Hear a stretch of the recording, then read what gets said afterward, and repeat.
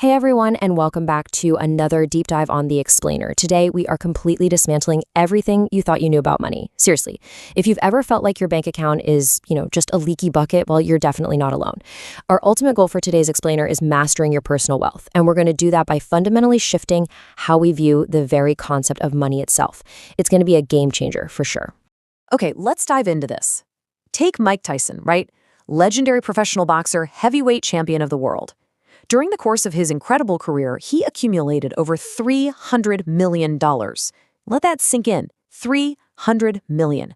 Yet flash forward to 2003 and he's filing for bankruptcy, staring down the barrel of $30 million in debt. I mean, how is that even mathematically possible? It really exposes this brutal truth. Immense financial production means absolutely nothing if your consumption is completely out of control. And hey, before you think, well, that's just a crazy celebrity problem with super expensive habits, let's ground this in everyday reality. An absolutely staggering 78% of American workers are living paycheck to paycheck. But here is the real kicker, the part that blew my mind. Of the workers making over $100,000 a year, 1 in 10 of them are still living paycheck to paycheck. So yeah, this isn't just a low-income problem, it is a universal, across-the-board struggle of uncontrolled consumption. So how do we actually fix it? Well, here's our roadmap for today. We're going to cover the rat race trap, redefine our money mindset, and then we'll get highly practical with 3 core steps: track consumption, set a budget, and finally, scale production. Let's start right at the beginning with Section 1, the rat race trap. Because the true trap isn't actually your 9-to-5 job. It's living on this constant, stressful financial edge. A huge part of what keeps us stuck in that trap is what behavioral finance experts call the ostrich effect. This is our intense psychological tendency to literally bury our heads in the sand and actively avoid any negative financial info. I mean, we've all been there, right? It's that terrible sinking anxiety where you absolutely refuse to open your banking app the morning after a big night out, just kind of hoping the problem magically resolves itself. Spoiler alert, it doesn't. Now, what's really interesting about this slide is how our brains actively work against our wealth through something called hyperbolic discounting. It's a fancy term, but it basically just means our tendency to favor immediate, short-term rewards over much, much greater rewards in the future. Add in the intense social pressure of keeping up with the Joneses, buying a new car or flashy clothes just because your friends did, and we are constantly tricking ourselves into choosing a new pair of shoes over actual long-term financial security.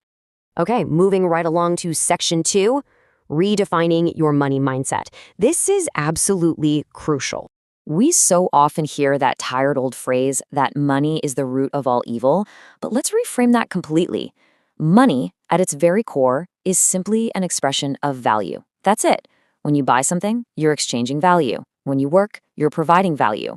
Money itself is totally neutral. It simply opens up your options and broadens your horizons. It doesn't define your morals, your choices do. And that really brings us to the ultimate financial relationship. It all breaks down into 2 very simple sides: production versus consumption. Production is the value you provide to the market, usually through your labor or a business you run. Consumption, on the flip side, is the value you spend on your lifestyle, your goods, or your services. Your net worth? Well, it's essentially just the scorecard of how well you balance these 2 specific sides. Because when your consumption drastically outweighs your production, things get dark fast. To quote Tyler Durden from Fight Club, the things you own end up owning you. It's a really punchy line, but man, it hits the nail on the head regarding the severe mental toll of uncontrolled consumption. Your job suddenly goes from being an option to a desperate, grinding necessity just to keep funding a lifestyle you can't actually afford. So, the crucial point is, how do we escape? It starts with step 1, track consumption. Remember that ostrich effect we talked about? To beat it, you have to clearly categorize exactly where your value is leaking out. We're talking housing, transportation, food, utilities, and entertainment. A really great practical tip here is to automate this process. Hook up a budgeting app or literally just dedicate 10 minutes every Sunday to log your receipts. By meticulously tracking this over a single month, you completely remove the mystery. You get the hard data you desperately need to take back control. Once you're tracking, you're ready for step 2, set a budget. And this brilliantly illustrates how, once you've minimized all that unnecessary consumption, you must proactively allocate your monthly income.